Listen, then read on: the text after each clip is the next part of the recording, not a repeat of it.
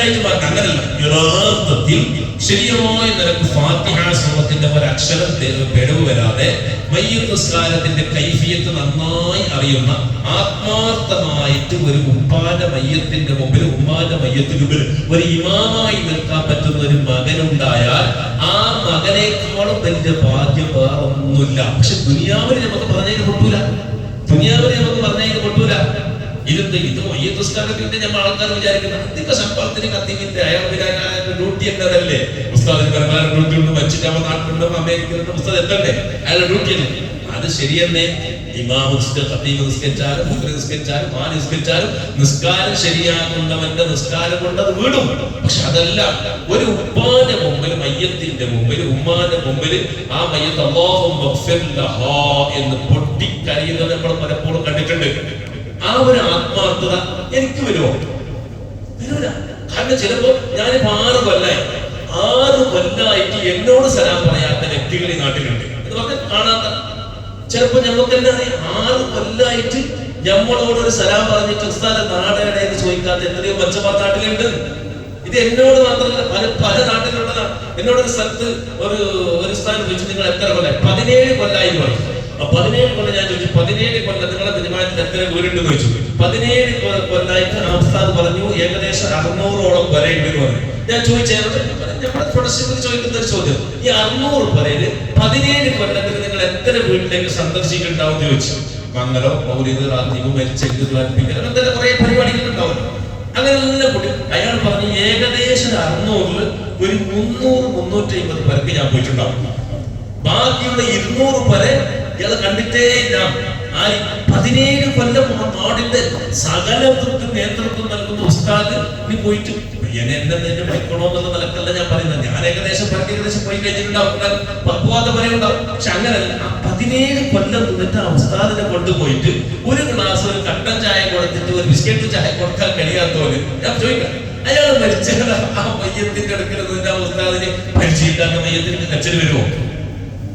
അപ്പൊ അത് നമ്മൾ എന്ത് വേണം? അതിൽ അർഹരായ ഒരു മകനെ നമ്മൾ നിയമിക്കണം, നമ്മൾ ഉണ്ടാക്കിയെടുക്കണം. ഉണ്ടാക്കിയെടുക്കണം എന്ന് പറഞ്ഞാൽ വലിയ ബാക്കിയാത്തിന് പോയിട്ട് അല്ലെങ്കിൽ പട്ടിക്കാട് ജാമ്യയിൽ പോയിട്ട് പഠിക്കണമെന്നില്ല. 10ാം ക്ലാസ്സിൽ പഠിക്കുന്ന 10ാം ക്ലാസ് വരെ പഠിച്ച കുട്ടി സമസ്ത കേരള ഇസ്ലാമത വിദ്യാഭ്യാസ ബോർഡിന്റെ കീഴിലുള്ള നമ്മുടെ നാട്ടിൽ ലക്ഷക്കണക്കിന് ശമ്പളം കൊടുത്തിട്ട് 5-8 ഉസ്താദന്മാർക്ക് എല്ലാ വ്യവസ്ഥകളും ചെയ്ത് കൊടുത്തിട്ട് ഇത്ര വലിയ ബിൽഡിംഗ് ഉണ്ടാക്കിയിട്ട് ആ ബിൽഡിങ്ങിന് ഇപ്പൊ അതിനൊരു കോംപ്ലക്സ് ആക്കി എത്ര പണി കിട്ടും അല്ലെ? നമ്മുടെ മദ്രസ, ഞാൻ പറയാം, നമ്മുടെ മദ്രസ വിശാലമായ 2 നിലയുള്ള വലിയ മദ്രസ, അതിന് ഫ്ലാറ്റ് ആക്കിയിട്ട് കൊടുത്തെങ്കിൽ മാസം ഇത്ര വാടക കിട്ടും. ഇങ്ങോട്ടല്ലേ കിട്ടുന്നത് അല്ലെ? ഈ പുസ്തകങ്ങൾക്ക് അങ്ങോട്ട് നമ്മൾ ശമ്പളം കൊടുക്കുന്നല്ലേ? എന്തിന്? ഈ മക്കൾ നല്ലവരാകണമെന്ന് നടക്കല്ലേ?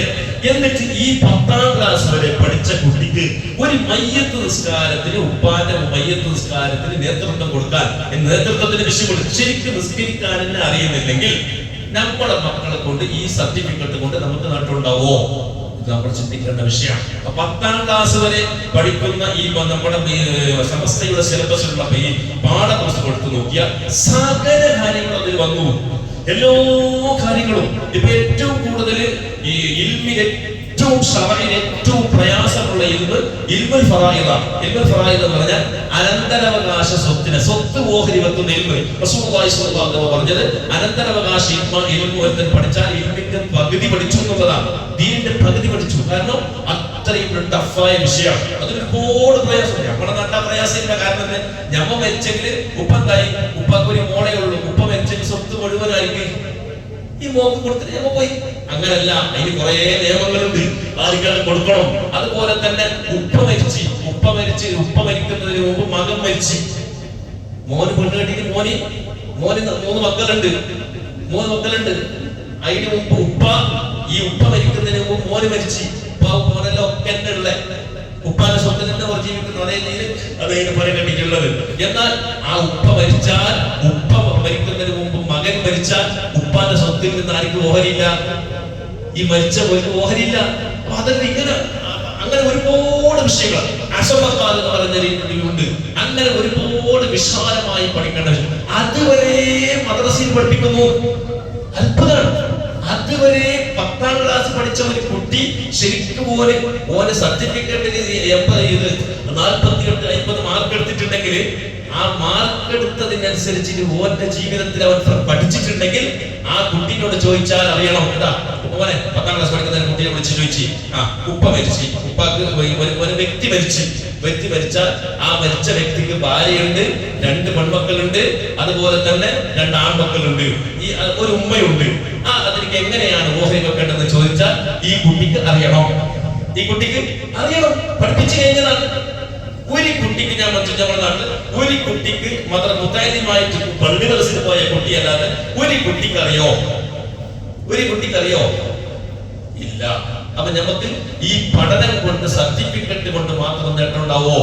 ഞാൻ പറഞ്ഞത് ഇങ്ങനെ സകല കാര്യങ്ങളും പഠിപ്പിക്കുന്ന മതകലാലയമാണ്. പക്ഷെ ഇതെല്ലാം പഠിച്ച കുട്ടിക്ക് അവസാനമായിട്ട് നോക്കുമ്പോ ഒരു മണ്ടത്തോട് പറഞ്ഞാല് എല്ലാം പഠിച്ചിട്ട് നോക്കുമ്പോ ഒരു കുൽഫു എന്ന പാടില്ല. എല്ലാം പഠിച്ചിട്ട് നോക്കുമ്പോ അവസാനമാകുമ്പോ കുൽഫു എന്ന പാടില്ല. അങ്ങനത്തെ ഒരു അവസ്ഥയിലല്ലേ ജീവിക്കുന്നത്? അങ്ങനത്തെ ഒരു അവസ്ഥയല്ലേ? അതുകൊണ്ട് പലപ്പോഴും നമ്മൾ ശ്രദ്ധ വിട്ടുപോയത് കൊണ്ടാണ്. അത് മയ്യത്ത് നിസ്കാരത്തിന്റെ വിഷയം നമ്മൾ നോക്കാം. ശരിക്കും ഒരു കുട്ടിക്ക് ഫർള് നിസ്കാരം ശരിയായിട്ട് നിസ്കരിക്കാൻ അറിയുന്ന കുട്ടികൾ നമ്മുടെ നാട്ടിൽ എത്ര ഉണ്ടാവും? ഇതെല്ലാം നമ്മൾ അതിന്റെ കാര്യത്തിൽ ശ്രദ്ധിച്ചില്ലെങ്കിൽ വളരെയേറെ വേദനിക്കേണ്ടി വരും. എന്റെ ഉമ്മമാരോട് സഹോദരിമാരോട് വളരെ സ്നേഹത്തോടെ പറയുന്നു, നിസ്കാരത്തിന്റെ കാര്യത്തിൽ, പള്ളിയുടെ കാര്യത്തിൽ, ദീനിന്റെ കാര്യത്തിൽ, സ്വലാത്തിന്റെ മജ്‌ലിസിന്റെ കാര്യത്തിൽ വളരെയേറെ ശ്രദ്ധ നമുക്ക് വേണം. നമ്മുടെ മക്കളെ നമ്മൾ അവർക്ക് ഉപദേശം കൊടുക്കണം. അവർക്ക് എല്ലാം അവരുടെ സ്നേഹം വേണം, അവർക്ക് ഉപദേശം വേണം. ഒരു സ്നേഹത്തായി കൂടാ. കുടുംബത്തിന്റെ ഈ കല്യാണത്തിന് ദുനിയാവിലടിയെ കൊണ്ടുപോകും. എന്നാൽ ആ മാസത്തിന് മജ്‌ലിസുണ്ടെങ്കിൽ അതിലേക്ക് പറഞ്ഞേക്കാനുള്ള ഒരു ആർജം, ഒരു കഴിവ് ഉമ്മമാർക്ക് ഇല്ലാതെ പോയെങ്കിൽ ഇതെല്ലാം ഒരു ദിവസം നിങ്ങൾ വേദനിക്കേണ്ടി വരും. ഞാൻ ചോദിക്കുന്നത്, പലപ്പോഴും മരിച്ചുപോയ ആളുകളോടൊപ്പം മരിച്ചവരുടെ പേരക്കുട്ടികളും മക്കളാണല്ലോ. ആ മക്കൾ അവർ പ്രതീക്ഷിക്കും, എന്റെ മകനൊന്ന് വന്നിരുന്നെങ്കിൽ, എന്റെ മക്കളൊന്ന് വന്നിരുന്നെങ്കിൽ എന്നാഗ്രഹിച്ചു ഇത്രയും ആൾക്കാർ വന്നു. അപ്പൊ ഒരുപാട് ആളുകൾ നമ്മളിപ്പോ ഈ മരിച്ചവർക്ക് വേണ്ടി അവസാനം അതിയ ചെയ്യും. ബോധ്യത്തിന്റെ എല്ലാം മിത്ര സ്വഭാവം ഈ മരിച്ചു കിടക്കുന്ന ഖബറാളികൾക്കെല്ലാം അതിയ ചെയ്യുന്ന സമയത്ത് ആ അപ്പുറത്തെ ഉദാഹരണത്തിന് ഒരു മയ്യത്തിന്റെ ഒരു മോനുണ്ട്, 2 പുള്ളിമാരുണ്ട്, അങ്ങനെ 4 ആൾ വന്നിട്ട് അതിന്റെ അപ്പുറത്തൊരു കബറുണ്ട്, നേരെ അപ്പുറത്ത്. ആ ഖബറാണ് വിചാരിക്കും, പഠിച്ചോനെ ആ ഖബറിലേക്ക് എന്തെല്ലാം കിട്ടി. ആ മകന്റെ യാസീന് കിട്ടി, 2 പേരക്കുട്ടികളുടെ യാസീനും ദുആയും സദഖയും പള്ളിക്കൂടുതൽ മജ്‌ലിസുകളുടെ ഡബ്ബിക്ക് 50-100 അതിന്റെ കൂലിയിലും കിട്ടി. എനിക്ക് 6 മക്കളുണ്ടായിരുന്നു. 6 മക്കള് നല്ല അന്തസ്സിൽ ജീവിക്കുന്ന 6 8 10 മക്കളുണ്ടായി. എന്റെ മക്കള് എല്ലാവരും ബിസി ആയിട്ട് ഒരു മാസത്തിലുള്ള ഒരു മജ്‌ലിസിന് വന്നിട്ട് ആ ദുആയിൽ വന്നിട്ട് ഒരു യാസീൻ ഓതാൻ എനിക്കൊരു ഭാഗ്യമില്ലാതെ പോയല്ലോ. ഞാൻ ഉണ്ടാക്കിയ സമ്പത്തിനാണോ ജീവിക്കുന്നത്, ഞാൻ ഉണ്ടാക്കിയ പുരയിലാണോ താമസിക്കുന്നത് എന്ന് അവർ കരയുന്നൊരു ദിവസം അവർക്ക് വരും. അതേ അവസ്ഥ നമുക്കും വരരുത്, നമുക്ക് അങ്ങനെ വരരുത്. നമ്മളെ മക്കളെ നമ്മൾ തർബിയത്തിലൂടെ വളർത്തിക്കൊണ്ട് വരണം. നമ്മുടെ മക്കളെ ദീനുമായി ബന്ധിപ്പിക്കണം. നമ്മുടെ മക്കളെ ഇസ്ലാമുമായി നമുക്ക് ബന്ധിപ്പിക്കാൻ കഴിയണം. മഹാന്മാരുമായിട്ടുള്ള ബന്ധമുണ്ടാക്കണം. ഇത്തരം അഹ്ലുസുന്നത്തി വൽ ജമാഅത്തിന്റെ ആശയാദർശങ്ങൾ ഔലിയാക്കന്മാർ വരച്ചിരിക്കുന്ന കാലാണ് ഇന്നത്തെ പുതിയ തലമുറ. ഔലിയാക്കന്മാർ എന്ന് പറഞ്ഞാൽ മഹാന്മാരോട് തീരെ ബന്ധമില്ലാത്ത. റജബ് മാസമാണ്. മഹാനായ സുൽത്താനുൽ ഹിന്ദ് ഖാജാ മൊയ്നുദ്ദീൻ ചിശ്തി അജ്മീരി തങ്ങൾ അവിടെ ആണ്ടുകൊണ്ട് അനുഗ്രഹീതമായ മാസമാണ് റജബ്. നമ്മുടെ പള്ളികളിലൊക്കെ അജ്മീർ ഓതാറുണ്ട്, പല വീടുകളിലും ഓതുന്നുണ്ട്. ആ മഹാനുമായിട്ടൊരു ബന്ധം നമുക്ക് വേണ്ടേ? അവർ ഈ രാജ്യത്തേക്ക് ഇസ്ലാം കൊണ്ടുവന്നവരാണ്. അവർ ഇന്ത്യന്റെ സുൽത്താനാണ്, ഇന്ത്യന്റെ പ്രധാനമന്ത്രി. ഇന്ന് ഈ ജീവിക്കുന്ന മറ്റേ വ്യക്തിയാണെങ്കിലും അന്ന് മുതൽ ഇന്ന് വരെ, ഇനി അവസാനം വരെ, ഖിയാമത്ത് നാൾ വരെ ഇന്ത്യന്റെ സുൽത്താനായി അറിയപ്പെടുന്ന ആളാരാണ്? മഹാനായ സുൽത്താനുൽ ഹിന്ദ് ഖാജാ വലീഉൻ നവാദ് ചിശ്തി അജ്മീരി മൊയ്നുദ്ദീൻ ചിശ്തി അജ്മീരി ഖദ്ദസല്ലാഹു സബ്റഹു. ആരാ ചിശ്തി അജ്മീരി തങ്ങൾ? അവിടത്തേക്ക് പോകാൻ ആഗ്രഹിക്കാത്തവർ നമ്മുടെ പഴയ മനുഷ്യന്മാർ ആരെങ്കിലും ഉണ്ടോ? പഴയ കാലത്തൊക്കെ നമ്മുടെ നാട്ടിലേക്ക് പറയാറുണ്ട്, മക്കത്തേക്ക് പോകാൻ ജീവിതത്തിൽ അജ്മീരിലേക്ക് നിങ്ങൾ പോകണമെന്നാണ്, അല്ലെ? പഴയ കാലത്തൊക്കെ പറഞ്ഞു നിങ്ങളെ ഒരു അത് ശരിയോ തെറ്റോ അങ്ങനെ ഒന്നില്ല. കാരണം ഒരു ഹജ്ജിന് പോയ കൂലി അങ്ങനെ ഒന്നും ഞങ്ങൾ പറയുന്നത്. പക്ഷെ പഴയ കാലത്ത് അങ്ങനെയാണ്. ഒരു ഹജ്ജിന് പോകാൻ കഴിഞ്ഞില്ലെങ്കിൽ അജ്മീറിലേക്ക് ഇങ്ങനെ ഒന്ന് പോയാൽ അവർക്ക് സമാധാനം. അജ്മീർ ഖാജാ തങ്ങൾ ആരാണ്? വലിയ കറാമത്തിന്റെ ഉടമയല്ലേ മഹാനായ അജ്മീർ ഖാജാ തങ്ങൾ. എത്രയോ കറാമത്ത് കാണിച്ച മനുഷ്യനാണ് മഹാനായ അജ്മീർ ഖാജാ തങ്ങളുടെ ചരിത്രങ്ങളൊക്കെ നമ്മൾ വായിച്ചാൽ അവർക്ക് ജീവിച്ചത് ഇന്ത്യ രാജ്യത്ത് ഇസ്ലാമിക ദഅവത്തിന് വേണ്ടി വന്നവരാണ്. അവർ സഹിച്ച ത്യാഗങ്ങൾ എന്തിന്? ദീനിന് വേണ്ടി, ഇസ്ലാമിന് വേണ്ടി. അവിടെ പോയി നോക്കി, ഇന്നും ഖാജാ ഗരീബ് നവാസ് എന്ന് പറഞ്ഞാൽ എന്താണ്? പാവങ്ങളുടെ അത്താണിയാണ്. നൂറുകണക്കിന് കൈകാലില്ലാത്തവർ, വികലാംഗർ, നടക്കാൻ കഴിയാത്തവർ, യാചകന്മാർ നമ്മൾ പോയാൽ നമ്മുടെ ചുറ്റും ഇങ്ങനെ നമ്മുടെ ചുറ്റും കൂടും. പാവപ്പെട്ടവർ അവിടെ ഒരുപാട് നിയമം പാസാക്കിയിട്ടുണ്ട്. പക്ഷെ ഇന്ന് വരെ അജ്മീർ മഖാമിന്റെ അടുക്കൽ വെച്ചിട്ട് ആ യാചകന്മാരെ ആട്ടി ഓടിക്കുന്ന നിയമം കൊണ്ടുവന്നിട്ടില്ല. എന്തേ കാരണം? എല്ലാ സ്ഥലത്തും ഇല്ലേ, പല സ്ഥലത്തും കാസർഗോഡ്, കേരളത്തിലൊക്കെ കൊട്ടുമുക്കാർ പള്ളികളിൽ വലിയ വലിയ പള്ളിക്കൊക്കെ പോയാൽ പിരിവുകാർക്ക് ചാൻസ് ഇല്ല, യാചകന്മാർക്ക് ചാൻസ് ഇല്ല. എന്തേ കാരണം? ഒരു ഫാഷൻ ഔട്ട്. പക്ഷെ ഇന്ന് കുറെ അതിന് ഡ്യൂപ്ലിക്കേറ്റുകൾ വന്നപ്പോ അതിങ്ങനെ നിയമം ചെയ്യേണ്ടി വന്നത് വേറെ കാര്യം. പക്ഷെ അവിടെ അത് ചെയ്താൽ ഖാജാ തങ്ങൾ നിർത്താവൂല, അവർക്കറിയാം. കാരണം ഖാജാ തങ്ങളുടെ ജീവിതത്തിന്റെ ഏറ്റവും വലിയ ഒരു ഹോബിയായിരുന്നു പാവങ്ങൾക്ക് ഭക്ഷണം കൊടുക്കുക എന്നുള്ളത്. ഇന്നും അവിടെ അല്ലേ ആളുകൾ നേർച്ചയാക്കി പോകുന്നത്. പിന്നെ അടുത്ത് എന്റെ കുടുംബത്തിൽ നിന്ന് ഒരു പാവപ്പെട്ട ഒരു കുടുംബത്തിൽപ്പെട്ട ഒരു വ്യക്തി അജ്മീറിലേക്ക് പോയി. ഞാൻ ചോദിച്ചു, വളരെ പ്രയാസമാണല്ലോ. പറഞ്ഞു, അജ്മീറിലെ പാവപ്പെട്ട മിസ്കീന്മാർക്ക് ചോറ് കൊടുക്കാൻ വേണ്ടി നേർച്ചയാക്കിയിട്ടുണ്ട്. ആ നേർച്ചയാക്കിയിട്ട് എന്റെ കാര്യം ശരിയായിട്ടുണ്ട്. അവസാനം കുടുംബക്കാരെല്ലാം കൂടി സഹകരിച്ചിട്ടാണ് അജ്മീറിലേക്ക് പോകുന്നത്. പോകാൻ പൈസയില്ല, അയാൾക്ക് ചോറ് കൊടുക്കാനുള്ള പൈസയുള്ളൂ, ചെലവിന് പൈസയില്ല. നാട്ടുകാരോട് എല്ലാവരും ചോദിച്ചിട്ട് യാചിച്ചിട്ട് അയാൾ അജ്മീർ പോയി. എന്റെ അവരുടെ വിശ്വാസമാണ് അവിടെ. അത് അവിടുത്തെ ഒരു പ്രധാനപ്പെട്ട കാര്യമാണ് അവിടെ ഭക്ഷണം കൊടുക്കുക എന്നുള്ളത്. അങ്ങനത്തെ ഖാജാ തങ്ങളുടെ ഹദറത്ത് ആ മഹാനവറുകൾ മരണപ്പെട്ടു. ബഹുമാനപ്പെട്ട ബഖ്തിയാറുൽ ഖാഖി റളിയല്ലാഹു അൻഹു, സുൽത്താൻ ബഖ്തിയാറുൽ ഖാഖി എവിടെയാണ്? മഹാന്റെ മഖ്ബറ ഡൽഹിയിലാണ്. അവിടെ അജ്മീറിൽ പോയ ഏകദേശം ആളുകൾ ആ മഹാന്റെ അമൃതത്തിലേക്ക് പോകും. ആ മഹാനായ ബഖ്തിയാറുൽ ഖാഖി റളിയല്ലാഹു അൻഹു ബഹുമാനപ്പെട്ട ഖാജാ തങ്ങളുടെ മുരീദാണ്. ബഹുമാനപ്പെട്ടവർ ആ ഖലീഫയായി മുരീദിനെ ഖലീഫയായിട്ട് ഡൽഹിയിലേക്ക് അയച്ചതാണ് ബഹുമാനപ്പെട്ട അജ്മീർ ഖാജാ തങ്ങൾ. അങ്ങനെ അവിടെ വലിയ ഇസ്ലാമികമായ ദഅവത്ത് നടത്തി. അങ്ങനെ ആ നാട്ടിലുള്ള രാജാക്കന്മാർ വരെ, ആ നാട് ഭരിക്കുന്ന രാജാവ് സുൽത്താൻ വരെ ബഹുമാനപ്പെട്ടവർ മുരീദായി. ഈ മുരീദായത് കണ്ടപ്പോൾ ബഹുമാനപ്പെട്ട സുൽത്താൻ പോയിട്ട് ഈ ബഖ്തിയാർ തങ്ങളുടെ കാലിനടുക്കൽ പോയി ഇരുന്നു കൊണ്ട് താഴ്മ കാണിക്കുന്നത് കണ്ടപ്പോ കൊട്ടാരവാസികളിൽപ്പെട്ട ചില ആളുകൾ, മന്ത്രിമാർക്ക് എന്തായി ഇത് സഹിക്കാൻ കഴിഞ്ഞില്ല, ഉൾക്കൊള്ളാൻ കഴിഞ്ഞില്ല. എന്ത് നമ്മുടെ രാജാവ് ഒരു പാവപ്പെട്ട മിസ്കീൻ ഫഖീർ, ഒരു നേരെ ഡ്രസ് ഇടാത്ത ഒരു മനുഷ്യന്റെ ഒരു ഉപ്പാപ്പാന്റെ അടുക്കൽ പോയി ഇങ്ങനെ നിൽക്കാന്ന് പറഞ്ഞിട്ടുണ്ടായി. അസൂയ മനസ്സിലൂടെ കൂത്തു. ഈ അസൂയ വന്നു പോയാൽ എല്ലാം തകരും. അസൂയ മനുഷ്യനെ തീ വിറകിനെ തിന്നുന്നത് പോലെ മനുഷ്യന്റെ അമലുകളെ കഴിച്ചു കളയുന്നതാണ് അസൂയ. ഈ നഞ്ചി നമ്മുടെ നാട്ടിൽ പറഞ്ഞ നഞ്ചി നറുക്ക, ഈ നഞ്ചി നറുക്ക എന്നുള്ളത് അതില്ലാതാക്കണം. മനുഷ്യനെ നശിപ്പിക്കുന്ന ഒരു സാധനമാണ് അസൂയ. മറ്റുള്ളവര് വലിയ കാറിൽ പോകുന്ന കണ്ടാൽ, വലിയ പുര കെട്ടുന്ന കണ്ടാൽ ഓനിക്ക് ഉറപ്പില്ല. ചിന്ത മുഴുവനും ഞമ്മക്കാണ്. ആരോ കഷ്ടപ്പെട്ട പൈസാക്കി ഗൾഫിൽ പോയിട്ട് പൈസാക്കി കൊടുത്ത് ടെൻഷൻ ആയിരിക്കും. ഓനോട് ഇൻകം ടാക്സിന്റെ ഓഫീസിന് പണിയെടുക്കുന്ന മാതിരി ഓനിക്ക് ടെൻഷൻ. ഓൻ എങ്ങനെ ആക്കിയ എന്റെ മോള് പോയിട്ട് ഫോൺ 5 വർഷമായി, മോൾ 4 വർഷമായിട്ട് മോനെ എങ്ങനെ ആക്കട്ടെ? ഹറാമായിട്ട് ആരാലായിട്ട് ഞമ്മക്ക് എന്റെ ഞമ്മളോട് ചോദിക്കുന്ന അവന്റെ കണക്ക്. ഞമ്മക്ക് ഓന്റെ ഹറാമത്ത് തോന്നിയ ഞമ്മ ഓന്റെ അടുത്ത് പോയി ചോറ് വെച്ചിട്ട് തീർന്നില്ലേ അല്ലെ? ഇങ്ങനെ മനുഷ്യൻ മറ്റുള്ളവന്റെ കാര്യത്തിൽ ചിന്തിക്കുന്നു. ഈ അസൂയ മനസ്സിന് ഉണ്ടായി പോകരുത്. ആരും ഞാൻ സാധാരണ പറയാല്ലേ, നമ്മൾ ഇങ്ങനെ ചിന്തിച്ചാൽ മതി. എല്ലാവരും നല്ല പൊര കെട്ടിയെങ്കിൽ അപ്പുറത്തോട് ഉഷാറാക്കി നമ്മൾ ചിന്തിക്കേണ്ടത് നമുക്ക് നല്ല മനസ്സിലെങ്കിൽ ഒരു സോഫ്റ്റ് ആയി ഇത്രയൊക്കെ ചിന്തിച്ചാൽ മതി.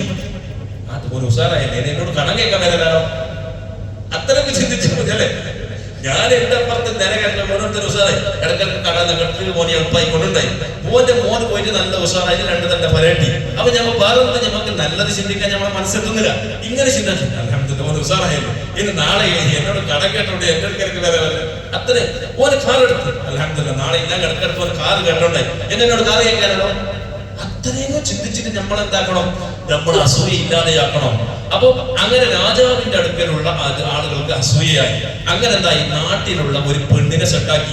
ഒരു ഒരു ഒരു സ്ത്രീയെ സെറ്റാക്കിയിട്ട് ആ പ്രസവിക്കാനായ ഗർഭിണിയായ ഒരു സ്ത്രീയോട് പറഞ്ഞു, നിനക്ക് ഇത്ര പൈസ തരാം, നീ എന്ത് പറയണം, നീ പ്രസവിച്ചിട്ടായിട്ട് നിന്റെ കുഞ്ഞിനെ കൊണ്ടുപോയിട്ട് മഹാരാജാവിനോട് പറയണം ഈ കുട്ടി ബഖ്തിയാർ തങ്ങളുമായിട്ട് വ്യഭിചരിച്ചിട്ടുണ്ടായതാണെന്ന് പറയണം. അങ്ങനെ പറഞ്ഞാൽ ശേഷനുണ്ടാവും, ഈ ശേഷനെ രാജാവ് ഒഴിവാക്കുക. അങ്ങനെ ഒഴിവാക്കിയാൽ നമ്മൾ രക്ഷപ്പെടും. അങ്ങനെ പൈസ കൊടുത്ത് ആ പെണ്ണ് റെഡിയാക്കി. അങ്ങനെ മഹാരാജാവിന്റെ അടുക്കലേക്ക് ഈ പെണ്ണ് 2 മാസം പ്രായമായ കുഞ്ഞിനെയും വേണ്ടിയിട്ട് വന്നു. വന്നിട്ട് രാജാവിനോട് പറഞ്ഞു, മഹാരാജാവേ, നിങ്ങൾക്കറിയോ ഈ കുട്ടി ആരെന്നറിയോ? ഇത് നിങ്ങളുടെ അടുക്കലുള്ള ബഖ്തിയാർ തങ്ങളുടെ അയാൾ മുഖേന ഉണ്ടായ കുട്ടിയാണ്. മഹാരാജാവ് അത്ഭുതപ്പെട്ടു പോയി. എന്ത് കേൾക്കുന്നത്? ഷെയ്ഖായിട്ട് തങ്ങളെ ബൈഅത്ത് ചെയ്ത് തങ്ങളെ എല്ലാ നേതൃത്വത്തിലും തർബിയത്തിലും ജീവിക്കുന്ന മഹാരാജാവ് അന്തം വിട്ടു. അന്വേഷണം നടത്താൻ വേണ്ടി അങ്ങനെ പലതരത്തിലും അന്വേഷണം നടത്തി. അങ്ങനെ ആളുകൾ ഇങ്ങനെ സാക്ഷികൾ പറഞ്ഞത് തന്നെയാണ്. അങ്ങനെ ഖാദിയാണെന്ന് വിധിക്കുന്നത് ഖാദിന്റെ അടുക്കലേക്ക് വിവരമെത്തി. അങ്ങനെ ഖാദി എന്തായി? അങ്ങനെ അയാളെ കൊണ്ടുവരാൻ വേണ്ടിയിട്ട് തിരിച്ചു അദ്ദേഹത്തിന് ചോദ്യം ചെയ്തിട്ട്, അങ്ങനെയാണെങ്കിൽ വിചരിച്ച ആളുകളെ എറിഞ്ഞു കൊല്ലണമല്ലോ, അങ്ങനെ നിയമം ഉണ്ടാക്കാൻ വേണ്ടി. ആ സമയത്താണ് ബഖ്തിയാർ തങ്ങൾ നേരെ അജ്മീർ ഖാജാ തങ്ങളുടെ അടുക്കലേക്ക് പോയിട്ട് പറയുന്നു, ഇങ്ങനെ എന്റെ പേര് ഒരു അപവാദം ഇട്ടിട്ടുണ്ട്, ഇല്ലാത്ത ഒരു കാര്യം പറഞ്ഞിട്ടുണ്ട്, എന്നെ രാജാവിന്റെ അടുക്കൽ കൊണ്ടുപോയി ചോദ്യം ചെയ്താൽ ഞാൻ കുടുങ്ങും, കാരണം എന്റെ കയ്യിൽ തെളിവില്ല. അവർ പറയുന്നു, അവർ പല കള്ളക്കഥകൾ ഉണ്ടാക്കിയിട്ടുണ്ട്, എനിക്ക് ഇനി രക്ഷപ്പെടാൻ കഴിയുന്ന വഴിയാണ്. ബഹുമാനപ്പെട്ടവർ പറഞ്ഞു, ഖാജാ തങ്ങൾ ഒന്നും ബേജാറാവണ്ട, നിങ്ങൾ പോയിട്ട് രാജാവിനോട് ഇത്ര പറഞ്ഞാൽ മതി, അജ്മീർ ഖാജാ തങ്ങൾ ഉപ്പാപ്പ എത്തുന്നത് വരെ എന്റെ ചോദ്യം ചെയ്യരുത്. അങ്ങനെ സമയം വൈകാക്കി കൊടുത്തു. അങ്ങനെ മഹാനായ, ചുരുക്കി പറയുകയാണ്, നീണ്ട ചരിത്രം, ബഹുമാനപ്പെട്ട അജ്മീർ ഖാജ മൊയ്‌നുദ്ദീൻ അജ്മീരി തങ്ങളെത്തി. അങ്ങനെ ആളുകളെല്ലാം കൂടിയിട്ടുണ്ട്. ഖാദി പറഞ്ഞു, ഇല്ലല്ല, ഇയാള് ഒരു വ്യഭിചാരിയാണ്, എറിഞ്ഞു കൊല്ലാൻ വേണ്ടിയിട്ട് ഇങ്ങനെ പോവുകയാണ്. അങ്ങനെ ബഹുമാനപ്പെട്ടവർ പറഞ്ഞു, അല്ല, അയാൾ നിരപരാധിയാണ്, നല്ല മനുഷ്യനാണ്, എനിക്ക് ചെറുപ്പം മുതലേ അറിയുന്ന ആളാണ്, അതുകൊണ്ടാണ് ഞാൻ ഡൽഹിയുടെ ഖിലാഫത്ത് കൊടുത്തിട്ട് അദ്ദേഹത്തിന് ഇസ്ലാമിക ദഅവത്തിന്റെ ഉത്തരവാദിത്തം ഞാൻ കൊടുത്തിട്ടുള്ളത്. അങ്ങനെ ബഹുമാനപ്പെട്ടവർ പറഞ്ഞു, നമുക്ക് തെളിവില്ലാതൊന്നും ചെയ്യാൻ കഴിയില്ല, കാരണം ഇവർ തെളിവ് കൊണ്ടുവന്നിട്ടുണ്ട്. ഈ കുട്ടി ഉമ്മ പറയുന്നു, ഞാൻ അയാളുമായിട്ട് വിഭജിച്ചിട്ടുണ്ട്, പിന്നെ അതിന്റെ തന്നെ തെളിവ്, വേറെ തെളിവില്ലല്ലോ, ഇല്ലെങ്കിൽ പിന്നെ തെളിവ് നിങ്ങൾ എന്താക്കണം, ഇല്ല എന്നുള്ളത് തെളിവ് സുബൂത്താക്കണം. അങ്ങനെ മഹാനായ ഖാജാ തങ്ങൾ പറഞ്ഞു, എന്നാൽ നമുക്ക് ഒറ്റ തെളിവേ ഉള്ളൂ, ആ കുട്ടീനോട് ചോദിക്കാം. അങ്ങനെ അവിടത്തെ നിയമം നിയമിക്കുന്ന ഖാദി വിധിക്കുന്ന ജഡ്ജി ആ കുഞ്ഞിനോട് പറഞ്ഞു, എന്ത് നിങ്ങൾ പറയുന്നത്, പൊട്ടത്തരാ പറയുന്നത്, 2 മാസം തികയാത്ത ഈ ചെറിയ ചോര പൈതലിനോട് ചോദിച്ചെങ്ങനെ സംസാരിക്കുമോ?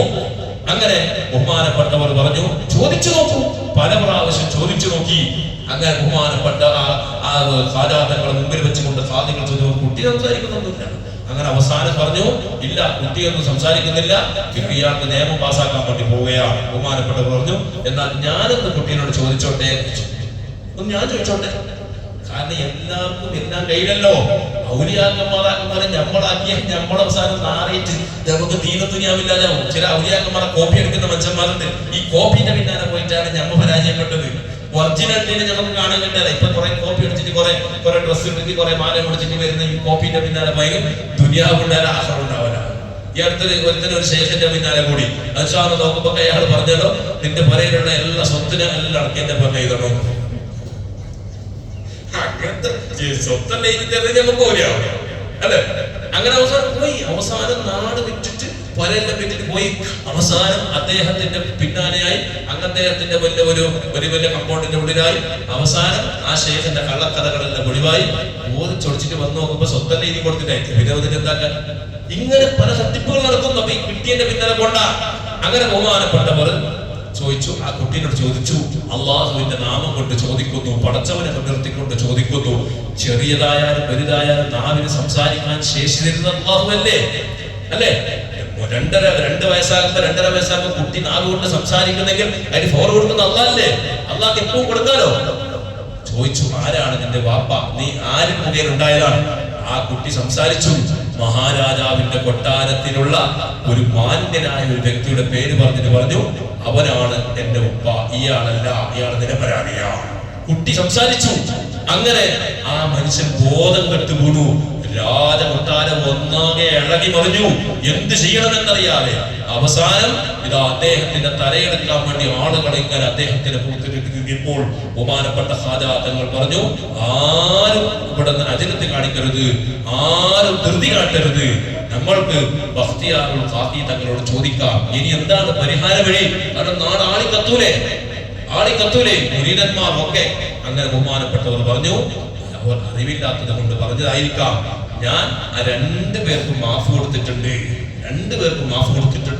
അങ്ങനെ എല്ലാവരും പിരിഞ്ഞ് ഭക്ഷിക്കുക. അങ്ങനെ മാഫ് കൊടുത്തെങ്കിൽ നമ്മളെ പബ്ലിക് വിടുവോ? ഒരു നാട്ടിലെ ഒരു പള്ളിയിലോ അല്ലെങ്കിൽ ഒരു കമ്മിറ്റിയിലോ അല്ലെങ്കിൽ മറ്റുള്ള ഏതെങ്കിലും ഒരു കാര്യത്തിലോ കുടുംബത്തിലോ എന്തെങ്കിലും പ്രശ്നങ്ങളായാൽ അവിടെ എല്ലാം തീർന്നിട്ടെല്ലാം മസലാത്താക്കി പിരിയും. പുറത്തേക്ക് എത്തുമ്പോൾ അങ്ങനെ മാറ്റി പുണ്ണാക്കി അത് അങ്ങനെ ആക്കി ശരിയില്ല, അത് അങ്ങനെ ചെയ്ത് അത് ആൾ അങ്ങനെ ആക്കി അയാൾ ആ ഭാഗത്ത് കുടിത്ത് ഈ ഭാഗത്ത് കുടിത്ത് അങ്ങനെ കൂടെ അത് കുട്ടിക്ക് നിന്റെ മര്യാദ പോയി അതെല്ലാം പറഞ്ഞിട്ട് ഇണക്കി മറിച്ചിട്ട് ആദ്യം കത്തിക്കുന്ന മനുഷ്യന്മാരുണ്ടാവൂലേ, എല്ലാ കാലത്തുണ്ടാവും, അതെല്ലാം കാലത്തുണ്ടാവും. അങ്ങനെ എന്തായി, മഹാരാജാവിന്റെ അടുക്കലേക്ക് ആളുകൾ പോയിട്ട് പറഞ്ഞു, ഇല്ല അങ്ങനെ വിടാൻ പറ്റൂല, ആയിരിക്കും കൊടുക്കേണ്ടത് കൊടുക്കണം. അവസാനം ആ മനുഷ്യൻ മഹാനായ ബഖ്തിയാറുൽ ഖാഫി തങ്ങളുടെ അടുക്കലേക്ക് മുഖം മറിച്ചിട്ട് വന്നിട്ട് പറഞ്ഞു, കാൽക്കൽ വീണിട്ട് പറഞ്ഞു, തങ്ങളോട് ഞാൻ ചെയ്യാൻ പറ്റാത്തത് ചെയ്തു പോയി, മാപ്പ് തരണം, ഞാൻ അങ്ങയുടെ മുരീദാണ്, എന്നെ നിങ്ങൾ സ്വീകരിക്കണം. ബഹുമാനപ്പെട്ടവർ സ്വീകരിച്ചു. അദ്ദേഹത്തിന്റെ കൂടെ കൂടി ഔലിയാക്കന്മാരുടെ ലോകാണ്. അങ്ങനത്തെ മഹാനായ എത്ര കറാമത്തുകൾ, അനാസാഗറിന്റെ കഥ നമ്മൾ കേട്ടതല്ലേ? അജ്മീറിൽ പോയവരില്ലേ, ഇവിടെ ഒരുപാട് ആളുകളില്ലേ? ഇപ്പൊ അനാസാഗർ കുളത്തിന്റെ അടുത്ത് പോയില്ലേ? വലിയ വിശാലമായ പുഴ പോലത്തെ ഒരു കിണയിലാണ് കുളം. ആ കുളത്തിനൊക്കെ പോരാ കണ്ടിട്ടില്ലേ? കണ്ടിട്ടുണ്ടാവും. കാണാത്തവർ പോയി കാണണം, ആഗ്രഹം വെക്കണം, അജ്മീറിലേക്ക് പോകണം. ആരെന്ത് പറയുന്നത് എന്ത് പറയട്ടെ, നമ്മുടെ ലക്ഷ്യം അജ്മീർ ഹാജാണ് ചോദിക്കുന്നത്. നമ്മൾ മഹാനവരെ അവസരം ചെയ്തുകൊണ്ട് ആ മഹാന്മാരെ സന്ദർശിക്കാൻ വേണ്ടി പോകാൻ. ഏത് ശിർക്ക് പൊറുക്കെന്നൊക്കെ പറഞ്ഞാൽ ഓർക്ക് ശിർക്കറിയാത്തവർ പലതും പറയും, അതിനൊന്നും കേട്ടിട്ടുന്നൊരു കാര്യമില്ല. നിങ്ങൾ പോകണം, പോകാത്തവർ പോകണം. അനാസാഗർ നദി അന്ന് ആ കാലത്ത് ബഹുമാനപ്പെട്ട ഖാജാ തങ്ങൾക്ക് കുടിക്കാനും ഉപയോഗിക്കാനും വെള്ളത്തെ അവിടെ വലിയ അന്നത്തെ രാജാക്കന്മാരുണ്ടാക്കി വലിയൊരു കുളമാണത്.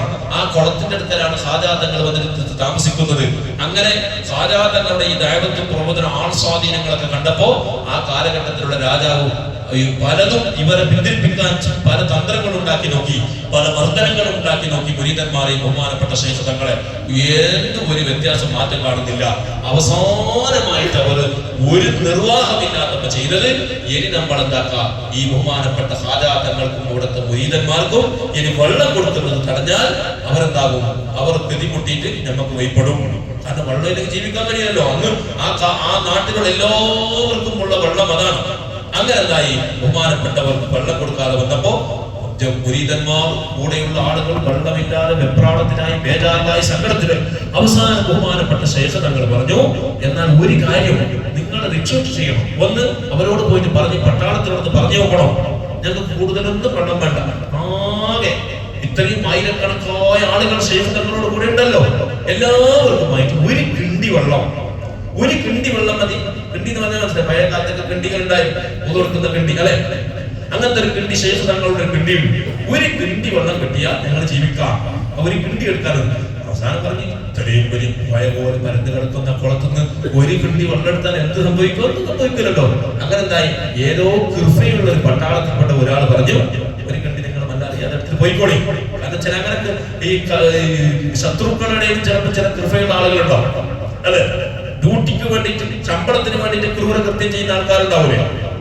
അപ്പോ ഈ അടുത്ത് ഇസ്രായേലിലെ ഒരു വലിയ ഏറ്റവും മിലിറ്ററിയിൽപ്പെട്ട ഒരു മനുഷ്യൻ, അദ്ദേഹത്തിന് മനംമാറ്റം വന്നിട്ട് അദ്ദേഹം നേരെ അദ്ദേഹത്തിന്റെ നാട് വിട്ടു പോയിട്ട് അദ്ദേഹം പറഞ്ഞത്, ഞാൻ ശമ്പളത്തിന് വേണ്ടിയിട്ടാണ് ഇത്രയും ഈ ക്രൂരകൃത്യം ചെയ്തത്. എന്നിട്ട് അവസാനം അദ്ദേഹത്തിന്റെ ഓർമ്മ വെച്ച കാലം മുതലുള്ള ശമ്പളത്തിന് മുഴുവനും അദ്ദേഹം ഒഴിവാക്കി എന്നൊക്കെ പത്രത്തിൽ വായിച്ചു. നേരങ്ങളോ ഏതായാലും അങ്ങനെ ചില ആളുകളുണ്ടാവും കുടുങ്ങിയിട്ട് ക്രൂരകൃത്യം ചെയ്തു. അങ്ങനെ ഒരു കിണ്ടി വെള്ളമല്ല എടുത്തായി ഒരു കിണ്ടി വെള്ളം എടുക്കലോടുകൂടെ അനാസാഗർ നദിയിലെ വെള്ളം മുഴുവനും വെച്ചെടുത്തു, മുഴുവനൊറ്റി. അനാസാഗർ മാത്രമല്ല, ചുറ്റുവട്ടത്തുള്ള എല്ലാ കുളത്തിന്റെ കിണറിന് എല്ലാ വെള്ളം ഒറ്റിയിട്ട് മരുഭൂമി പോലെ. എത്രത്തോളം എന്ന് പറയുന്നു, പാല് കൊടുക്കുന്ന സ്ത്രീയുടെ മുലപ്പാല് വരെ വറ്റി. കുഞ്ഞുങ്ങൾക്ക് കുഞ്ഞുങ്ങൾക്ക് മുല കൊടുക്കുന്ന ആടിന്റെ അകിട് വരെ വെള്ളമില്ലാതെ ഒറ്റിയിട്ട് വെള്ളമില്ല, ഒരു തുള്ളി വെള്ളമില്ലാതായി. സാധിക്കോ? ആർക്കെങ്കിലും സാധിക്കോ? ഇതൊക്കെ ഇല്ലാന്ന് പറയുന്നവർ പോയിട്ട് അജ്മീറിൽ പോയിട്ട് ആ ചരിത്രം പറയുന്നവരോട് പോയി ചോദിച്ച് പഠിക്കണം. അല്ല, അവസാനം മഹാരാജാവ് കൈക്കാലം വിട്ടു. എന്ത് ചെയ്യാൻ? ഇത് സാധാരണ മനുഷ്യനല്ല, ഇത് അത്ഭുതമുള്ള മനുഷ്യനാണ്. മഹാനായ ഖാജ തങ്ങളുടെ അടുക്കലേക്ക് കാൽക്കൽ വന്ന് വീണു. എന്നിട്ട് പറഞ്ഞ് ഞങ്ങളെ രക്ഷപ്പെടുത്തണം. അതുവരെ പറഞ്ഞ് നിങ്ങളെ ഞങ്ങൾ വിടൂല, വെള്ളമില്ലാതെ നിങ്ങളെ കൊല്ലൂ എന്ന് പറഞ്ഞ അതേ മനുഷ്യനോട് രാജാവ് പട്ടാളം വന്നിട്ട് പറഞ്ഞു രക്ഷപ്പെടുത്തണം. രക്ഷപ്പെടുത്താൻ അവർക്കൊരു പണിയില്ല. അവസാനം മഹാരാജാവിന്റെ പട്ടാളത്തിനോട് പറഞ്ഞു, ഞങ്ങൾക്ക് വേറൊന്നും വേണ്ട, നാടിന്റെ അധികാരമൊന്നും വേണ്ട, പക്ഷെ ഞങ്ങൾക്ക് മുസ്ലിമീങ്ങളായിട്ട് ഇവിടെ ജീവിക്കാൻ നിങ്ങൾ സ്വതന്ത്രം തരണം. ഞങ്ങളെ അനുയായികളെ മുസ്ലിമീങ്ങളെ നിങ്ങൾ ബുദ്ധിമുട്ടാക്കരുത്. അങ്ങനെ എല്ലാത്തിനും സമ്മതിച്ചു. അവസാനം ആ ഒരു കിണ്ടിയിൽ കോരിയ വെള്ളത്തിനെ കൊണ്ടുപോയിട്ട് അനാസാഗറിലേക്ക് ഒഴിച്ചു. വെള്ളം പഴയതുപോലെയായി. എല്ലാ കിണറിലും വെള്ളായി, അനാസാഗറിൽ വെള്ളായി, സ്ത്രീകളെ മലപ്പാലുകളും എല്ലാം നിറഞ്ഞു നിന്നും. അങ്ങനെ ഒരുപാട് അത്ഭുതങ്ങൾ കാണിച്ച മഹാനായ ഖാജ തങ്ങൾ. ആ ഖാജ തങ്ങളുടെ ജീവിതത്തിന്റെ ഏറ്റവും വലിയ ഹോബിയായിരുന്നു പാവങ്ങൾക്ക് ഭക്ഷണം കൊടുക്കുക എന്നുള്ളത്. അപ്പൊ പാവങ്ങൾക്ക് ഭക്ഷണം കൊടുക്കുക എന്നുള്ളത് വലിയ കൂടിയുള്ള കാര്യമാണ്. അതുകൊണ്ട് ഇത്തരം കാര്യങ്ങൾ, അത് മാത്രമല്ല ബഹുമാനപ്പെട്ട ശൈഖ് തങ്ങളുടെ ഏറ്റവും വലിയ പ്രത്യേകതയായിരുന്നു പരിശുദ്ധ ഖുർആൻ ഓതുന്ന ഏറ്റവും കൂടുതൽ ഒരു ദിവസത്തിൽ 2 ഖത്മുൽ ഖുർആൻ ഓതുന്ന മഹാനായ ഖാജ തങ്ങൾ. പണ്ടേ കറാമത്ത് കാണിച്ചല്ല, ഇതൊന്നും ഏതെങ്കിലും പോയിട്ട് എഡിറ്റിംഗ് അല്ല. മഹാനായ ഖാജ ഒരു ദിവസത്തിൽ 2 ഖത്മുൽ ഖുർആൻ. ഞാൻ ചോദിക്കുന്നപ്പോ ലൈഫിൽ 60 കൊല്ലമായിട്ട് 2 ഖത്ത് ഓതാത്ത മനുഷ്യന്മാരെ നമ്മളെ കൂട്ടത്തിലുണ്ടാവൂലേ? 60 കൊല്ലം ജീവിച്ചിട്ട് 2 ഖത്ത് ഓതാത്ത മനുഷ്യന്മാരെ നമ്മളെ കൂട്ടത്തിലുണ്ടാവൂലേ? 60 കൊല്ലത്തിന് 2 ഖത്ത് ഓതാത്ത മനുഷ്യന്മാർ എത്രയോ നമ്മളെ കൂട്ടത്തിലില്ലേ? ദിവസത്തിൽ 2 തവണ ഖത്തം തീർക്കുന്ന മഹാൻ. ആ ഖാജ തങ്ങളെല്ലാം ജീവിച്ചത് ദീനിന് വേണ്ടിയിട്ടാണ്. അവരെ പൊരുത്തം നമുക്ക് വേണ്ടേ? വേണമെങ്കിൽ അവർ ജീവിച്ചതുപോലെ നമ്മൾ ജീവിക്കാൻ ശ്രമിക്കണം. അവരെ സ്നേഹിക്കണം, ആദരിക്കണം. അവരുമായിട്ടുള്ള സ്നേഹം നമ്മളെ മക്കൾക്ക് പറഞ്ഞു കൊടുക്കണ്ടേ? മക്കൾക്ക് അറിയോ? നമ്മൾ ഈ വയസ്സന്മാർക്ക് കുറച്ചുള്ള ആളുകൾ, പഴയ മനുഷ്യന്മാർക്ക് ഈ കഥകളെല്ലാം അറിയും. ഇനി വരുന്ന തലമുറയിലേക്ക് ഈ സന്ദേശങ്ങൾ കൈമാറി കൊടുക്കാൻ ഉസ്താദന്മാർ കൊണ്ട് സാധിക്കൂല. കാരണം ഏത് വയല് പറയുമ്പോൾ ഒരു ബാല്യക്കാർ നമ്മുടെ നാട്ടിലില്ല. വെള്ളിയാഴ്ച ഉണ്ടി പറഞ്ഞാൽ അവരില്ല, നാട്ടു വയത് പറഞ്ഞാലില്ല. ഇപ്പൊ ഇവിടെ തന്നെ എത്രയോ ആളുകളുണ്ട്. ഇത് ഏറ്റവും കൂടുതൽ വലിയ ഒരു 35 വയസ്സിനേക്കാളും മേലെയുള്ള ആളുകളും പിന്നെ ചെറിയ കുട്ടികളും. ചെറുപ്പക്കാരായ ആളുകൾക്ക് ഇത്തരം സന്ദേശങ്ങൾ അറിയുന്നില്ല, ചരിത്രപരമായ പാഠങ്ങളില്ല. അതുകൊണ്ട് പ്രിയപ്പെട്ടവരെ ഞാൻ അവസാനിപ്പിക്കുന്നു, അള്ളാഹുവിന്റെ ദീനുമായിട്ട് നമ്മൾ ബന്ധമുണ്ടാകണം. അള്ളാഹുവിലേക്ക് നമ്മൾ മടങ്ങേണ്ടവരാണ്. വിശുദ്ധമായ റജബ്, ആ റജബ് മാസം അള്ളാഹുവിന്റെ മാസമാണ്. ഒരുപാട് അത്ഭുതങ്ങൾ നടന്ന മാസമാണ്. മെഹറാജ് നടന്ന മാസമാണ്. ഇസ്രാ മിഅ്റാജ് ഉണ്ടായത് റജബ് 27 അത്ഭുതകരമായ യാത്ര നടന്നതാണ്. ബഹുമാനപ്പെട്ട റസൂലുള്ളാഹി സ്വല്ലല്ലാഹു അലൈഹി വസല്ലം മക്കയിലെ മസ്ജിദുൽ ഹറാമിൽ നിന്ന് മസ്ജിദുൽ അഖ്സയിലേക്ക് സുബ്ഹാനല്ലദീ അസ്റാ ബിഅബ്ദിഹി ലൈലൻ മിനൽ മസ്ജിദിൽ ഹറാമി ഇലൽ മസ്ജിദിൽ അഖ്സാ അല്ലദീ ബാറക്നാ ഹൗലഹു ലിനുരിയഹു മിൻ ആയാതിനാ ഇന്നഹു വസ്സമീഉൽ ബസീർ എന്ന് പരിശുദ്ധ ഖുർആൻ പറഞ്ഞ സൂറത്ത് ഇസ്രാ. 2 യാത്ര, ഇസ്രാ മിഅ്റാജ് 2 ഇസ്രാ മിഅ്റാജ് എന്ന് പറഞ്ഞാൽ 2 മസ്ജിദുൽ ഹറാമിൽ നിന്ന് മസ്ജിദുൽ അഖ്സയിലേക്കുള്ള, പലസ്തീനിലേക്കുള്ള അടുത്തേക്കുള്ള യാത്രയുടെ പേര് ഇസ്രാ എന്നാണ്. അതുപോലെ തന്നെ മെഹറാജ് എന്ന് പറഞ്ഞാൽ ആ മസ്ജിദുൽ അഖ്സയിൽ നിന്ന് നേരെ 7 ആകാശം വരെ പോയി സിദ്റത്തുൽ മുൻതഹ വിട്ട് കടന്ന് രാജാവായ റബ്ബുൽ ഇസ്സത്തിനെ കണ്ടുമുട്ടിയ യാത്രയുടെ പേരാണ് മെഹറാജ്. ആ മെഹറാജ് നടന്നത് റജബ് 27 ഈ റജബിനാണ് നിസ്കാരം തുടങ്ങിയത്. എന്റെ നല്ലവരായ ചെറുപ്പക്കാരോട്, എന്റെ ശബ്ദം കേൾക്കുന്ന ഉമ്മമാരോട്, ആരെങ്കിലും നിസ്കാരം ഖളാക്കുന്നവരുണ്ടെങ്കിൽ അല്ലാഹുവിനെ ഓർത്തുകൊണ്ട് നിസ്കാരത്തിന്റെ കാര്യത്തിൽ ശ്രദ്ധ പുലർത്തണം. നിസ്കാരം ഖളായി പോകരുത്. ഏത് ഘട്ടത്തിലും നിസ്കാരം പുരയിൽ നിസ്കരിക്കാത്ത ഒരു വ്യക്തി ഉണ്ടെങ്കിൽ ആ പുരക്കാരന് ചെയ്യുന്ന പണിക്ക് ബർക്കത്തുണ്ടാവൂല. നമ്മൾ നല്ല നിസ്കാരമുണ്ട്, തഹജ്ജുദുണ്ട്, എല്ലാം ഉണ്ട് കൃത്യമായിട്ട്. നമ്മളെ പറയിൽ പ്രായപൂർത്തിയെത്തിയ 15 വയസ്സ് കഴിഞ്ഞ ഒരാണോ, അല്ലെങ്കിൽ 15 വയസ്സ് കഴിഞ്ഞ ഒരു പെണ്ണോ, അല്ലെങ്കിൽ നീ കെട്ടിക്കൊട്ടിയോളോ, നീ കെട്ടിക്കൊണ്ടുവന്ന പെണ്ണോ ഭാര്യയോ നിസ്കാരം ഖളാഹാക്കുന്നവരാണെങ്കിൽ നീ ചെയ്യുന്ന സകല പ്രവൃത്തിയിലും ബർക്കത്തില്ല, ബർക്കത്തുണ്ടാവൂല. അതുകൊണ്ട് നിസ്കാരം റസൂലുള്ളാഹി സ്വല്ലല്ലാഹു അലൈഹി വസല്ലം പറഞ്ഞില്ലേ, ഒരു ഒട്ടകത്തിന് പോയപ്പോൾ റസൂലുള്ളാഹി സ്വല്ലല്ലാഹു അലൈഹി വസല്ലം പറഞ്ഞു ആ ഒട്ടകത്തിന്റെ സ്വഹാബത്തിന് പറഞ്ഞ ഒട്ടകത്തിന് ഒഴിവാക്കി. കാരണം അത് ശാപം ഏറ്റുവാങ്ങിയ ഒട്ടകമാണ്. ആ ശാപമുള്ള ഒട്ടകത്തിൽ പോയാൽ അപകടം വരാൻ സാധ്യതയുണ്ടെന്ന് പഠിപ്പിച്ചു. അപ്പോ ശാപമുള്ളവന്റെ കൂടെ നമ്മൾ കൂടരുത്. ശാപമുള്ള ഭാര്യയാണെങ്കിൽ അത് നമുക്ക് അതിന്റെ ശാപം നമുക്ക് യേശു അല്ലെ, അതിന്റെ ബുദ്ധിമുട്ട് നമുക്ക്, അതിന്റെ പ്രയാസം നമുക്ക് വരും. ഈ പകർച്ചവ്യാധികൾ കണ്ണു മുമ്പ് വന്ന മോനെ സൂക്ഷിക്കുന്നില്ലേ? ചോദ കണ്ണു വന്ന മോനെ ഞങ്ങൾ പോന്ന പകർച്ചപ്പനി വന്നിട്ട് കൊറോണ വന്നിട്ട് അവൻ നമ്മൾ മനുഷ്യന്മാരെ കടുപ്പിച്ചില്ല. എന്ത് ആ രോഗം നമ്മൾക്ക് പടർന്നു പേടി. അതുപോലെ ഞാൻ ഒരുത്തന്റെ ശാപം വന്നിട്ടുണ്ടെങ്കിൽ, അള്ളാഹുവിന്റെ ശാപം വന്നിട്ടുണ്ടെങ്കിൽ ആ ശാപമുള്ള വ്യക്തിയുമായിട്ട് നമ്മൾ അടുക്കരുത്. അത് പ്രത്യേകം ശ്രദ്ധിക്കേണ്ടതാണ്. അതുപോലെ തന്നെ ദീനുമായിട്ട് തീരെ ബന്ധമില്ലാത്ത അള്ളാഹുവിന്റെ ദീനിന്റെ ശത്രുക്കളുമായിട്ട്, ഇസ്ലാമിനെ പരിഹസിക്കുന്നവരുമായിട്ട് അത്തരം ആളുകളോടൊന്നും നമ്മൾ സുഹൃത്ത് കെട്ടരുത്. കാരണം അവരിലേക്ക് വരുന്ന അപകടങ്ങൾ, പ്രയാസങ്ങൾ അത് മുഖേന നമ്മളിലേക്ക് വരാൻ സാധ്യതയുണ്ട്. അതല്ല നമ്മൾ പ്രത്യേകം ശ്രദ്ധിക്കുന്നത്. ഒരാളും നിസ്കാരമില്ലാത്തവരുണ്ടാകരുത്. ഉമ്മമാരെ ഞാൻ അവസാനിപ്പിക്കുന്നു, വളരെ സ്നേഹത്തോടെ പറയുന്നു, നിങ്ങളുടെ വീട്ടിൽ നിസ്കാരം കൊണ്ട് കൽപ്പിക്കപ്പെടേണ്ട വയസ്സിലേക്ക് എത്തിയ 7 വയസ്സ് കഴിഞ്ഞ കുട്ടി 7 വയസ്സ് കൊണ്ട് നിസ്കാരം കൊണ്ട് കൽപ്പിക്കണം. 10 വയസ്സായിട്ട് നിസ്കരിച്ചില്ലെങ്കിൽ അടിക്കണം. അങ്ങനെ അത് 15 വയസ്സായിട്ട് നിസ്കരിക്കാത്ത കുട്ടികളുണ്ടെങ്കിൽ അവരെ നിങ്ങൾ നിർബന്ധമായിട്ടും നിങ്ങൾ എന്താക്കണം, അവർ നിസ്കരിപ്പിക്കണം. ഈ മഹാന്മാർ പറയുന്നു, അതുപോലെ അശുദ്ധിയുള്ള പെണ്ണുങ്ങൾ വരെ സ്വബഹിന്റെ സമയത്ത് ഉറങ്ങരുത് എന്നാണ്. അശുദ്ധിയുള്ള സമയത്ത് നിസ്കാരം ഇല്ലല്ലോ, അവർക്ക് നിസ്കാരമില്ല, നിസ്കരിക്കാൻ ഹറാമാണ്. ആ സമയത്ത് വരെ, സൂര്യൻ ഉദിക്കുന്ന സമയത്ത് ഈ പെണ്ണുങ്ങൾ ഉറങ്ങരുത് പറയും. കാരണം റിസ്ക് അള്ളാഹു കണക്കാക്കുന്ന, പാസാക്കുന്ന സമയമാണ് സ്വബഹിന്റെ സമയം. ആ സൂര്യോദയത്തിന്റെ സമയത്താണ് നമ്മൾ റിസ്ക് അള്ളാഹു കണക്കാക്കിയിട്ട് അതിനെ ഒറ്റക്കാക്കിയിട്ട് നമ്മളിലേക്ക് വിതരണം ചെയ്യുന്ന സമയം. ആ സമയം ഞാൻ ഉറങ്ങിയിട്ടുണ്ടെങ്കിൽ റിസ്ക്കിന് ബർക്കത്തുണ്ടാവൂല. ചില പലരും 8 മണിക്ക് എഴുതുന്നവർക്ക് വെക്കാറുണ്ട്. ചില പലരും മദ്രസയിൽ വരുന്ന കുട്ടികളില്ലെങ്കിൽ ഇവര് തീരെ ഒരു കുട്ടീനോട് മുമ്പ് ഉസ്താദ് പറഞ്ഞു, ഇത് എന്റെ നിസ്കാരത്തിന്റെ കാര്യം ചെന്നപ്പോ ഉമ്മ എന്നെ എഴുന്നേൽപ്പിച്ചിട്ട് ബാത്റൂമിൽ കൊടുത്തിട്ട് ഒതുറപ്പിച്ചിട്ട് നിസ്കരിപ്പിച്ചിട്ട് മദ്രസയിൽ കെട്ടിട്ട് കട്ടൻ ചായ കൊടുത്തിട്ടുണ്ട്. ഉമ്മ പോയിട്ട് 2ാമത് ഉറങ്ങുന്നേ കുട്ടി പറഞ്ഞു.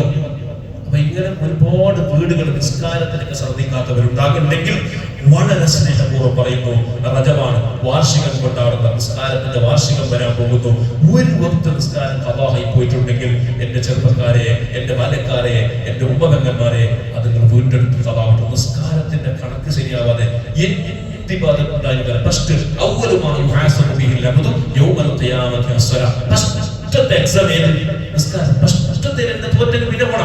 ഫസ്റ്റ് SLC പഠിക്കുന്ന അല്ലെങ്കിൽ PhD ഡിഗ്രിക്ക് പഠിക്കുന്നവർ 6, 7, 8 സബ്ജക്ട് ഉണ്ട്. 1ാമത്തെ സബ്ജക്റ്റിൽ തന്നെ 0 മാർക്ക് ഉറപ്പായി. പിന്നെ ഓൻ പോയിട്ട് കാര്യമുണ്ട. പിന്നെ ഓനിപ്പോ റീ എക്സാം എഴുതാനുള്ള സംവിധാനം ഉള്ളത് കൊണ്ട് പിന്നെ ഓൻ പോകുന്നു. റീ എക്സാമിന്റെ സംവിധാനം ഇല്ലെങ്കിൽ പിന്നെ ഓൻ പോയിട്ട് കാര്യമുണ്ട. പിന്നെ ഓൻ കളിക്കലല്ല നല്ലത് അല്ലേ? അപ്പൊ അതുപോലെ 1ാമത്തെ കണക്ക് നിസ്കാരത്തിന്റെ കാര്യമാണ്. നിസ്കാരത്തിന് ഒരു വക്ത് നിസ്കാരത്തിന്റെ കാര്യത്തിൽ ഓന് കൃത്യമായിട്ടില്ലെങ്കിൽ രക്ഷപ്പെടാൻ കഴിയില്ല. അതുകൊണ്ടാണ് നിന്ന് നിസ്കരിക്കാത്തവൻ ഇരുന്ന് നിസ്കരിക്കണം, ഇരുന്ന് നിസ്കരിക്കാൻ കഴിയാത്തവൻ കിടന്ന് നിസ്കരിക്കണം, മലർന്ന് കിടന്ന് നിസ്കരിക്കണം. ഇനി എങ്ങനെയും കഴിയുന്നില്ലെങ്കിൽ ആ ക്രിട്ടിക്കൽ സ്റ്റേജിലാണ് ഉള്ളതെങ്കിൽ അവന്റെ മൈൻഡ് ശരിയില്ല, മനസ്സുകൊണ്ട് നിസ്കരിക്കണം. യാത്ര പോകുന്നവനാണെങ്കിൽ നിസ്കരിക്കാൻ സൗകര്യമെങ്കിൽ ജമ്മു കസറാക്കാനുള്ള ഇളവ് അല്ലാഹു തന്നു. ഇങ്ങനെ ഒരുപാട് ഇളവുകൾ ബാക്കി ഏതിനും ഇങ്ങനെ ഇല്ല. ബാക്കി ഏതിനും ഇങ്ങനത്തെ ഒരു ഓപ്ഷൻ അല്ലാഹു തന്നിട്ടില്ല. എന്തേ? നിസ്കാരം എങ്ങനെയെങ്കിലും നിസ്കരിച്ചേ മതിയാവും. അല്ലാഹുവിന്റെ കണ്ടീഷനാണ്, അല്ലാഹുവിന്റെ പരീക്ഷണമാണ്. അതുകൊണ്ട് ആ നിസ്കാരത്തിന്റെ കാര്യത്തിൽ എല്ലാവരും ശ്രദ്ധിക്കണം. ആണുങ്ങളൊക്കെ ജമാഅത്തിലേക്ക് വരണം. 10 വയസ്സ്, 12 വയസ്സ്, 15 വയസ്സിന് മേലെയുള്ള കുട്ടികളെ നിർബന്ധമായിട്ട് പള്ളിന്റെ അടുത്തുള്ള പരയിലെ ഉമ്മമാരൊക്കെ ജമാഅത്തിലേക്ക്, പള്ളിയിലേക്ക് അടുത്തുകൊണ്ട് അത് ശീലിപ്പിക്കണം. നിങ്ങൾ സ്വലാത്തിന്റെ മജ്‌ലിസിലേക്ക് നിങ്ങൾ പറഞ്ഞു വിടണം, മജ്‌ലിസിലേക്ക് പറഞ്ഞു വിടണം. ആത്മീയ മജ്‌ലിസുമായിട്ട് ബന്ധമുണ്ടാകണം. നല്ല നല്ല ദീനിയായ കാര്യങ്ങളോട് സഹകരിക്കണം. ഷഅബാൻ വന്നു, ഷഅബാനും കഴിഞ്ഞിട്ട് റമദാനിലൊക്കെ വരുമ്പോൾ ഈ അല്ലാഹുവിലേക്ക് അടുക്കാൻ, ഇബാദത്തുകളെ കൊണ്ട് അല്ലാഹുവിലേക്ക് അടുക്കാനുള്ള സമയങ്ങളാണ്. മദ്രസയുടെ കാര്യത്തിലൊക്കെ പ്രത്യേകം ശ്രദ്ധിക്കണം. 24, 25 തീയതികളിൽ പബ്ലിക് എക്സാം വരാൻ പോവുകയാണ്. അതൊക്കെ നിങ്ങളുടെ ശ്രദ്ധയിലുണ്ടാകണം. അതുകൊണ്ട് കുട്ടികളോട് നിർബന്ധമായി നിങ്ങൾ പറയണം, കോപ്പി അടിച്ചിട്ട് വിജയിച്ചിട്ട് കാര്യമില്ലെന്ന് ഉമ്മമാർ പറയണം. മോനെ, നീ പഠിച്ചിട്ട് നീ വിജയിക്കണം. എന്റെ മകൻ ഒരു ഡ്യൂപ്ലിക്കേറ്റ് ചെയ്യാതെ നല്ല നിലക്ക് പാസ്സാകണം. അതിനുവേണ്ടി മനസ്സറിഞ്ഞുകൊണ്ട് സുബഹി നിസ്കാരം കഴിഞ്ഞിട്ട് ആ കുട്ടികളെ ഇരുത്തിയിട്ട് 1 മണിക്കൂർ ഉമ്മമാര് അവർക്ക് പ്രാക്ടിക്കലായിട്ട് അവർക്ക് പഠിപ്പിച്ചു കൊടുക്കണം. അങ്ങനെ ആ മക്കളും ആ ഉമ്മമാരുമായിട്ടൊരു ബന്ധം ഉണ്ടാകണം. ആത്മീയപരമായ ഒരു ബന്ധം മക്കളുമായിട്ട് ഉണ്ടാകണം. അങ്ങനെ നല്ല നിലക്ക് അല്ലാഹുവിന്റെ ദീനുമായി സഹകരിച്ച് ജീവിക്കണം എന്ന് നല്ല നിലക്ക് എന്റെ രക്ഷിതാക്കളോട് വളരെ സ്നേഹപൂർവ്വം, ബഹുമാനപൂർവ്വം നിങ്ങളോട് ഞാൻ ഓർമ്മപ്പെടുത്തുന്നു. ഇതെല്ലാം ഞാൻ പറഞ്ഞത് എന്നിലുള്ള കടമ തീർക്കുക എന്ന ലക്ഷ്യമാണ്. പക്ഷേ അത് നിങ്ങൾ ഏറ്റെടുത്തില്ലെങ്കിൽ അല്ലാഹുവിന്റെ മുന്നിൽ ഞാൻ ഉത്തരവാദിയാവൂല. ഞാൻ എന്റെ ഉത്തരവാദിത്വം ഞാൻ പള്ളിയിൽ വെച്ചുകൊണ്ട് കൊണ്ട് ഞാൻ നിർവഹിച്ചു എന്ന ഒരു സന്തോഷം എന്റെ മനസ്സിലുണ്ട്. ഇത്രയും ആളുകളോട് പറയാനൊരു അവസരം ഉണ്ടായല്ലോ. അതുകൊണ്ട് ഇനിയും നിങ്ങളത് സ്വീകരിച്ചില്ലെങ്കിൽ, ഇനിയും നിങ്ങൾ പഴയതുപോലെ നിസ്കാരമില്ലാതെ ദീനില്ലാതെ നിങ്ങൾ എങ്ങനെ കോർപ്പറേറ്റത്തരം കാണിച്ച് ജീവിച്ചാൽ അള്ളാഹുവിന്റെ മുമ്പിൽ അവരവൻ വിരൽ കടിച്ചിട്ട് റബ്ബിന്റെ മുമ്പിൽ മറുപടി പറയേണ്ടി വരുമ്പോ അവിടെ ആരും ഉണ്ടാവൂല. അവനവന്റെ നഫ്സിന്റെ കാര്യത്തിൽ അവനവൻ ശ്രദ്ധിക്കുക. ഹാസിബു ഖബല അൻ തുഹാസബു. നിങ്ങളുടെ ഹിസാബ് അല്ലാഹു വലിയ ഹിസാബ് ചെയ്യുന്നതിന് മുമ്പ് ഓരോ ആഴ്ചയിലും ഒരു ഹിസാബ് നമ്മൾ നടത്തണം, ഓരോ ദിവസത്തിനും ഒരു ഹിസാബ് നടത്തണം. എന്ന് പറഞ്ഞാൽ സ്വയം എഴുന്നേറ്റത് മുതൽ ഇന്ന് ഉറങ്ങുന്നതിന് മുമ്പ് ഞാൻ എന്തെല്ലാം നന്മ ചെയ്തു, എന്തെല്ലാം തിന്മ ചെയ്തു എന്നുള്ള കണക്ക് നമ്മൾ ഒരു ഓഡിറ്റിംഗ് നടത്തി നോക്കണം. ഒരാഴ്ച, ഒരു വെള്ളിയാഴ്ച കഴിഞ്ഞു, ഒരു അടുത്ത വെള്ളിയാഴ്ച കഴിഞ്ഞ് എന്തെല്ലാം നന്മ ചെയ്തിട്ടുണ്ട്, എന്തെല്ലാം തിന്മ ചെയ്തിട്ടുള്ള ഒരു കണക്ക്, ഒരു ഗുണപരിശോധന നമ്മൾ നടത്തണം. ഒരു മാസം കഴിയുമ്പോൾ കഴിഞ്ഞ ഡിസംബർ 1 മുതൽ 31 വരെ ഞാൻ എന്തെല്ലാം നന്മ ചെയ്തു, ആരെല്ലാം ആക്രമിച്ചിന്, ആരെല്ലാം ബുദ്ധിമുട്ടാക്കിന്, ആരെല്ലാം കൊള്ളയടിച്ചിന്, ആരെല്ലാം പൈസ ഞാൻ തോപ്പിച്ചിന്, ആർക്കെല്ലാം ശമ്പളം കൊടുക്കാൻ ബാക്കിയിട്ട്, ഇതെല്ലാം വന്ന് കണക്ക് നോക്കിയിട്ട് അങ്ങനെ ഉണ്ടെങ്കിൽ അതെല്ലാം ക്ലിയർ ആക്കണം. എന്തിന്? റസൂലുള്ളാഹി പറഞ്ഞു ഹാസിബു ഖബല അൻ തുഹാസബു. നിങ്ങൾ വലിയ വിചാരണ ചെയ്യുന്നതിന് മുമ്പ് നിങ്ങൾ കണക്ക് നോക്കിക്കൊണ്ടുണ്ടെങ്കിൽ ക്ലിയർ ആവും. കൊല്ലത്തിൽ എല്ലാം ലാസ്റ്റ് ജനറൽ ബോഡിക്ക് തന്നെ കണക്ക് നോക്കാന്ന് വെച്ചാൽ ചിലപ്പോൾ അവസാന കണക്കുകളൊക്കെ നമുക്ക് അതിന് കണക്ക് നോക്കാൻ പ്രയാസമാവും. ഇടക്കിടക്ക് നോക്കിയിട്ട് ക്ലിയർ ആക്കണം, അല്ലെ? അങ്ങനല്ലേ? മാസം കച്ചവടത്തിന്റെ കണക്കെല്ലാം ഇടക്കിടക്ക് നോക്കണ്ടേ? നോക്കിയിട്ട് ക്ലിയർ ആയി പോകൊണ്ട് വന്നെങ്കിൽ ഓരോ മാസം ക്ലിയർ ആക്കിയാൽ കൊല്ലം വരുമ്പോൾ ടെൻഷൻ ഇല്ല. അതുപോലെ നമ്മുടെ ജീവിതത്തിന്റെ കണക്കുകൾ നമ്മൾ ശരിപ്പെടുത്തണം. അള്ളാഹു നമുക്ക് തൗഫീഖ് നൽകട്ടെ, അള്ളാഹു നമുക്ക് ബോധം നൽകട്ടെ. അതുപോയ തെറ്റുകുറ്റങ്ങളെല്ലാം അള്ളാഹു നമുക്ക് മാഫാക്കി തരട്ടെ.